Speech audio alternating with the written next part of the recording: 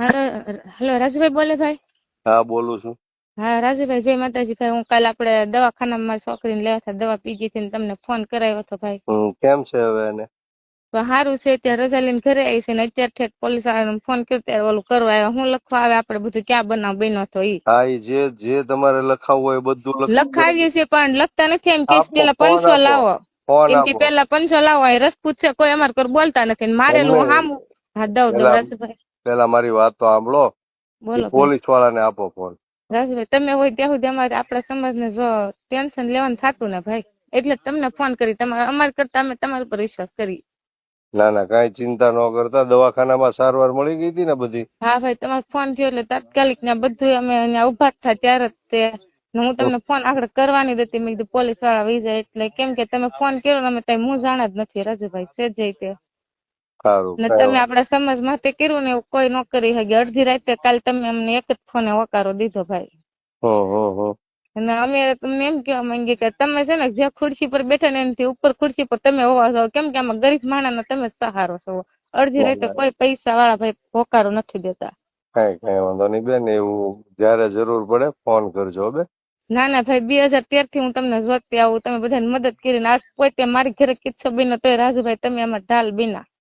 આ તમારો એહસાન હું કોઈ દી જિંદગી ભર, અમે તમારા પગ ધોઈને પાણી પીને તમે ભગવાન બીના. તમે ભાઈ જવો, તમે ફોન નો કર્યો તમારી છોકરીને દવા સડી જાત. મારી છોકરી જીવતી આવી નહીં ભાઈ તમારા ઓલે તે.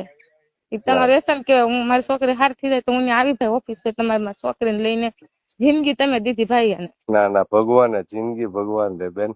તમે ફોન કર્યા મારા રાજુભાઈ, તમે એટલું અમારે વાહ એક ફોન તમે ત્યાં ઘણું બધું કરી નાખ્યું તો અમારે કઈ જરૂર જ નથી પડી. તાત્કાલિક બધું આવી ગયું છે, એથી ઉતારીને 108 માંથી તા ભાઈ.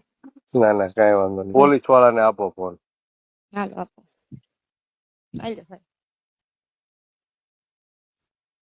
કોણ છે?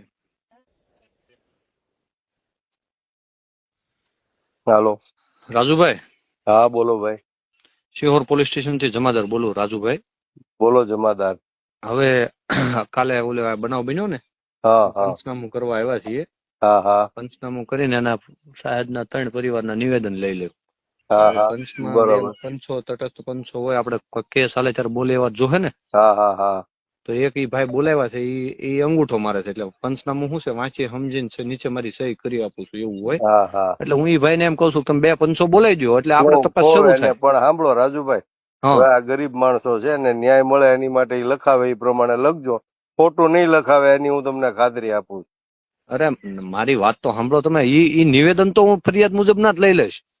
અને ઈ તો હું ત્યાં લખી નાખું, એમાં છે ન જોવે. 4 પરિવારના સભ્યો છે, એમાંથી એકની ફરિયાદ ને 3 ના નિવેદન થાય. પણ પંચો તો મારે આઈના લેવા પડશે ને, એમ આ જગ્યા એને ખબર હોય તો. નકર કોર્ટમાં એમ બોલે પોલીસે રોડે મારી સહી લઈ લીધી મારે ક્યાં? સાંભળો, એને ઈ બેન નું કહેવાનું એમ છે કે ઈ ભાઈ જે છે ને, ઈ લોકો બહુ આયા એનું એટલું બધું ઓલું છે પ્રભાવ, એટલે આજુબાજુ વાળા કોઈ ત્યાં પંચ થવા નહીં આવે.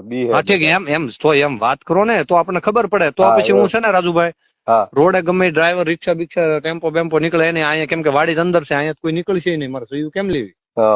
એટલે જ ને, એની પાસે ન હોય તો ક્યાંથી કાઢશે? હવે પંચનામા મારે સહી લેવી જોઈએ. હાલો હું કઈક રોડે કરવું પડે તો પછી અજાણ્યા પંચો રહે એમ હું કહું તમને. એ બેન ને આપો, પેલા હું પૂછી લઉં. હા બસ એમ રાજુભાઈ હું કહું. આભાર ભાઈ તમારો.